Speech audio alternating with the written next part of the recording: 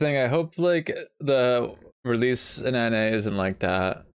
I don't know how it will be, but I want to like do all the raids in order, right? I don't want to rush to tier 3. I want to like do the raid, the first tier for like a week or two or a month, you know, then go to the next tier. I don't want to just zoom through content and just be like, you know, but we'll see. It really depends on how competitive other people are, because I want to get into like a guild. I'm gonna make a video about what my plans are, but we'll see. We'll just see how fast people are going. I'm interested to see how fast everyone's gonna get to 50 and like start doing endgame stuff.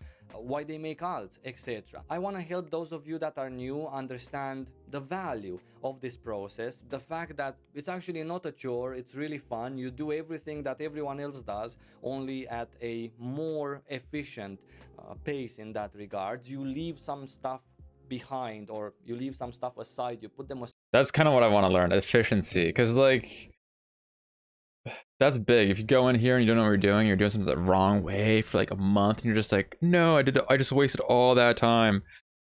That would suck. So I want to avoid that.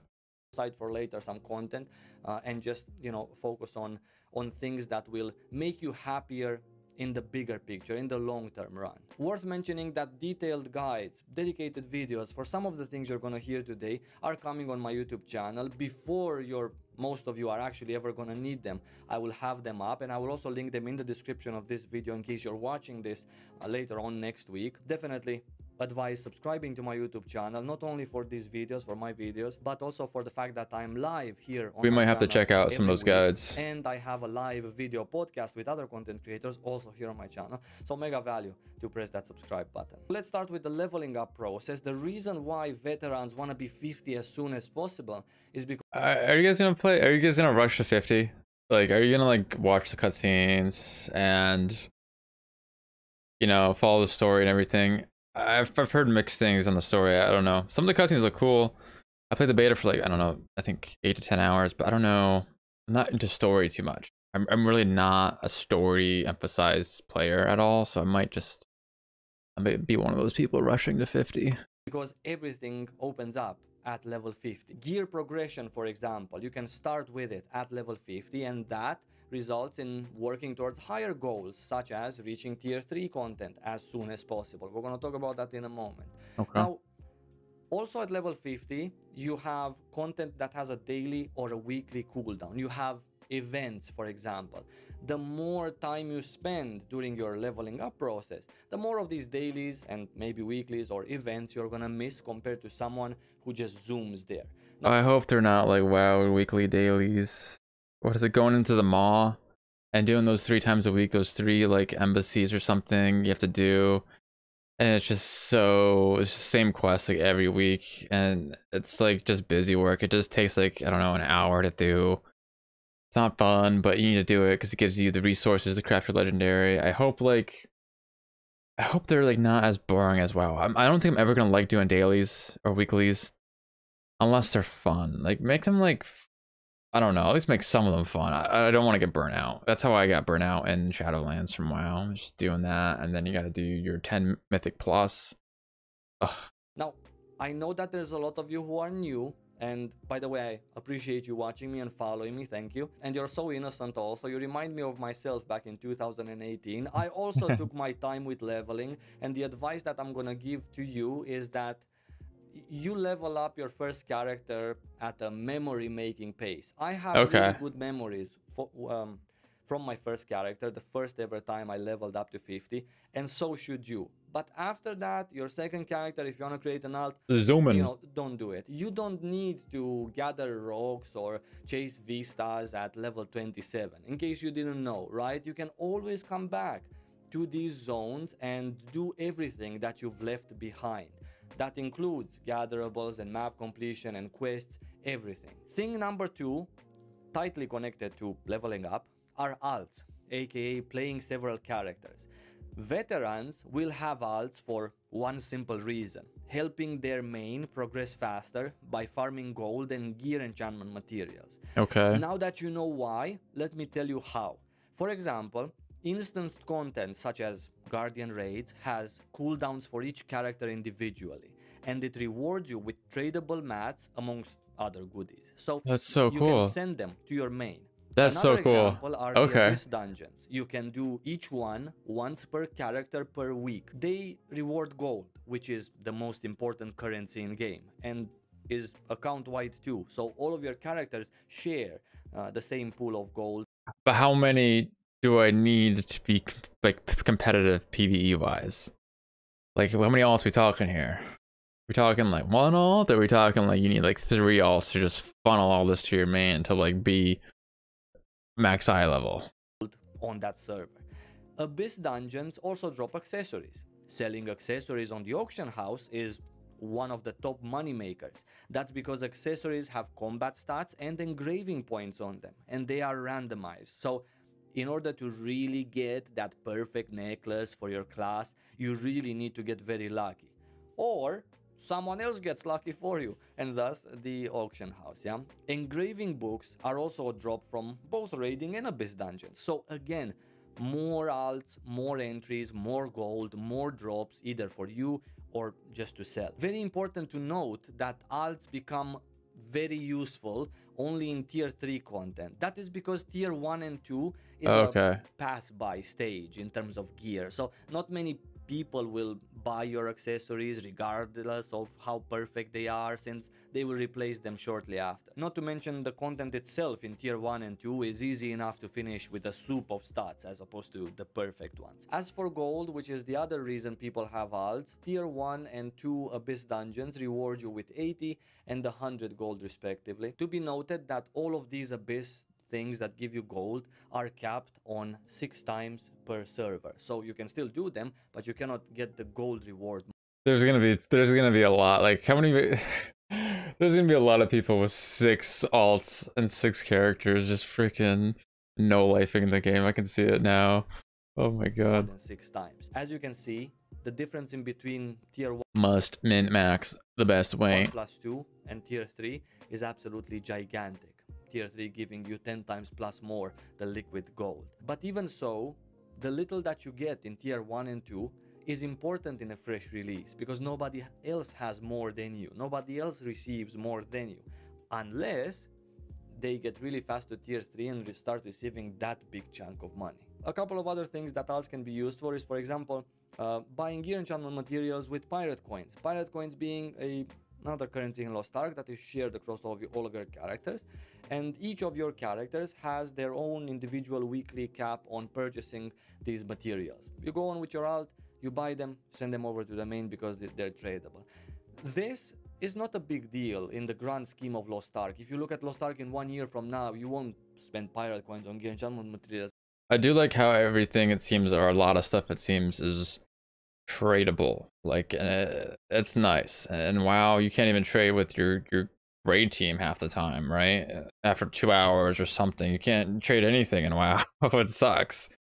Especially between alts. You got some like heirlooms and BOE items maybe, but you can't trade anything. So when you start a fresh alt, it's like either you have to spend a lot of gold or money, swipe that credit card for some WoW coins, or you just gotta grind it out, and it takes a long time to get gear and WoW, and it's just so RNG, which sucks.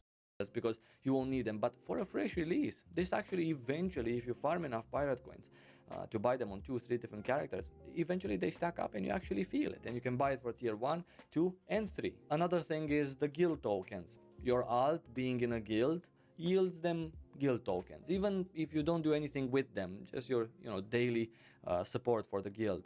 Eventually it stacks enough guild tokens that you can buy mats from a different merchant that are again capped per character, capped on purchase per character, and you can just send them over these mats as well to your main. Same as with the pirate coins. That's not cool. a big deal in the grand scheme of things. However, for a fresh release, it actually matters. Lastly, about alts, if you want to go full YOLO, you can create your alt on a different server, for example, or not your alt, an alt on a different server. Servers in Lost Ark have shared economy, so the auction houses Really? I didn't know together. that. However, your account is not shared across various servers. That's actually, I'm trying to think if I like that or not. So how many auctions houses are there per like all the, is it by like regions? Like the East, NA East has their own auction house, and NA West I kind of actually like that because it probably won't be as volatile as like WoW auction houses. You know, sometimes either dead servers or really populated servers are kind of wonky with their auction house economies. And then say, oh, can you play cross server? If you can't play cross server, but I'm guessing you can. It's 2022, right? If you want to play with your friends, but if it isn't cross server, then you could just roll an alt, you know, on their server. So you're starting all over from the beginning. This has pluses and minuses. A plus is, for example, that you can finish another batch of dailies and weeklies on the alt from another server, thus getting Epona bags and putting them aside. You know how I said there's gonna be people no lifing with 6 characters. Now there's gonna be people with like 20 characters. Trying your luck with the bags of gold. You also get Different the benefit servers. of having a second batch of energy of work, which is used to gather resources around the world. If that's some content that you really enjoy, gathering resources on the other server, you sell them, you make some gold, right? Maybe you can use your stronghold as well, your housing plot, and make a little bit more gold out of your stuff on the other server. Then when you gather enough gold, you simply place an item on the auction house with your main from the other server, and then you buy it with your alt, thus basically giving the gold over to your main. This has some fees, of course. It's not the most straightforward method. You can have a PvP alt on the other server, for example, spam arenas with it. You really enjoy that class. They don't need gear, they don't need skill points, they don't need account perks, so anything works. Assuming you're level 50 to get access to dailies and weeklies, and then the rest of the time, as you're waiting for PvP queues, you just waste your energy of work, right? When you feel like PvPing, gather resources, and shoot a couple of birds with one stone. Moving on. Holy cow, I feel like half the video was on alts, but it was important yeah. that you get the and full gold. scope of it. I'm Play worried alts about if you that. enjoy it, by the way. It's actually mega fun to play other classes, or even more. I'm excited for alts. I'm probably gonna have at least like at the start probably 1 alt. Depends how much time. I'm not sure how much time this is all gonna take and stuff like that. Because I want to get the end game, but I'm thinking 2 to 3 later on. Do 1 at the start, but who knows? Because there's so many classes I want to play and try out. Of your class if you have the time. On top of that, very rewarding, as you can see, especially later on. Everyone has alts in Lost Ark, and so will you. Not because you need to or because I'm telling you to, but because you're gonna want to eventually. When all of these one-time account things end, like your story and your questing and your map completion, everything that you build up as a fresh release of Lost Ark, you will just have the daily stuff to do, right? So having another character to play more of Lost Ark on will actually feel really, really good. And I almost forgot the knowledge transfer system, which is still on alts, by the way, which allows you to let the game passively level up your alts to 50. TLDR, when you finish North Verne story on one of your characters, you can pay 600 gold and the game will just boost another to level 50. Also place it in Verne. Should you spend 600 gold on this at the beginning? 600 gold might be worth investing into other cheap items sold by players and keeping them for. You can buy gold on their like their store. I don't think you can, right? I think gold wasn't, at least in the beta, gold wasn't on there. So I don't think it's like a WoW boost. But you know, maybe it is. But I don't think this would be as bad as a WoW boost because it's free to play, right? So I mean, it still sucks if it is a WoW boost where you can just buy gold. But I think it's a little bit more justified than WoW's, you know. For later, when people will pay much more for them, or just using them yourself, or you can use this gold to buy gear and enchantment materials. For this looks like Ouroboros kind of. It's like just like a circle. Yeah, I get your sides. I actually like Ouroboros though. It's a cool city, so I'm not complaining. Tier 2 and get that extra push to tier 3 when you start earning like 3,000 per alt. I recommend thinking about this. 600 gold is a very small price to pay. I might do that. I hate leveling stuff. 10 hours, yeah. It's we doing it. Earn 20k a week. On a 20k a week. Oh, 100%. 100% we're doing that. See how the market is and assess. Next is tier 3 content. I kept mentioning it so far. Tier 3 is simply patch 3.0, and the content in it unlocks at item level 1100. Abyss content in this tier, such as dungeons and later on raids, gives you more than 10 times the amount of gold that you used to get from the same content in any previous tier. That's Epona crazy. badges earned from daily quests are quadrupled, so you can get to gather the amount needed for those bags of gold. So it's actually really like it's nice to rush. It's nice to rush to tier 3 because you're gonna be so much more richer than people. Like the first people that get to tier 3 are gonna be ballers, man. Was mentioning much sooner. Selling the gear you farm is finally worth it because people will pay for the perfect stats since they need them and they stay for longer also, especially accessories and the soul stones. So all of these big money making possibilities open up in tier 3, and half of them are actually liquid raw gold that you get from the game, so you don't even depend on other players, which is great. At the same time, gear progression requires a lot of gold, so whatever you farm is most of it gonna go back into your own enchanting, right? Okay. This is also where playing alts comes in handy. That's why I told you that alts are better later, because when they get to the correct gear score to start farming this tier 3 content and get yourself even more of this gold, then that's a big help for your main character. For a fresh release like ours, a benefit of being one of the first to get to tier 3, besides what we already talked, is that you are much more able and inclined to pay what seems to be a small gold cost for cool items. You can pay the price that a lower tier player considers as high, because True, you earn yeah. much more and they earn much less. That unlocks the option to buy a lot of crystal or many of the tier 1 and 2 mats needed to boost up your own alt to tier 3, thus making even I think it's more gonna be gold. cheaper too at the start. I think it's gonna be cheaper because people won't want to afford it, right? Or can't afford it or don't want to spend it. So there's gonna be like less demand for it.